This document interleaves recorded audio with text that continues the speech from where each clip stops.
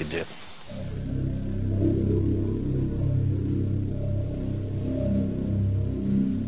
This is what the dust looked like under a microscope.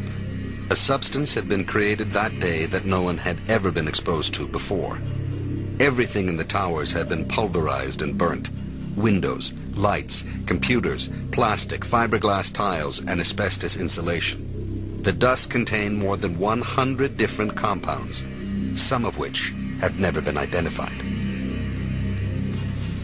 Other dangers swirled in the air. Carcinogens were released from the site's massive superheated fires, although exactly what was in the technicolor smoke that engulfed the workers will never be known. It may take years before the effects of all the contaminants are revealed. Within 2 weeks of 9/11, a disturbing analysis of the dust done by another agency, the U.S. Geological Survey, found it was extremely caustic, some of it as corrosive as oven or drain cleaner. When in contact with the moisture in people's eyes, nose, throat, or lungs, it could burn tissue. The analysis of the dust was immediately given to the EPA, which did not release the data. 5 months later, an enterprising newspaper, the St. Louis Post-Dispatch, obtained and published it. He spent months cleaning inside the heating and ventilation ducts.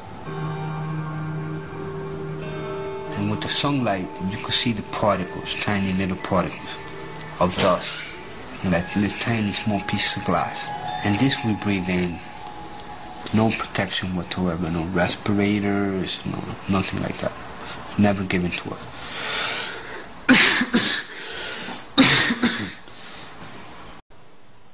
James Zadroga died on January 5, 2006, 4.5 years after he raced into the cloud of dust. Pathologist Dr. Breton did the autopsy and agreed to this exclusive interview. I was immediately struck by the enormous size of his lungs. Zadroga's lungs were 3 times the normal weight. When Breton looked at the slides of the lung tissue, he found out why. The lungs were full of debris. These are the microscopic sections of the lung. It's kind of opaque and pink here, and these, I suspect, they are dust. You see this fine material there? Look, it's kind of look like fibers. The autopsy slides reveal he had almost no functioning lung tissue. At least 80% of his lungs were filled with granulomas, giant cells that form around foreign objects.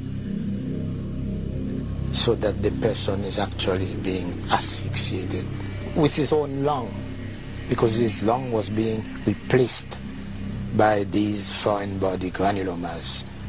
When you tell me that the person was helping in cleaning ground zero, he was exposed to all kind of foreign debris, and I find this in his lung, I have to put them together.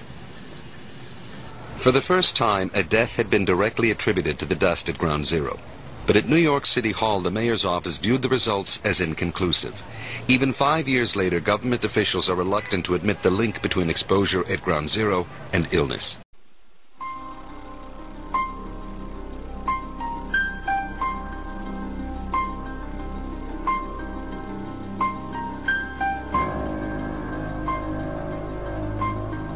If you would like to know about all the documentaries airing each week on the CBC and CBC News World, sign yourself up online at cbc.ca/docs.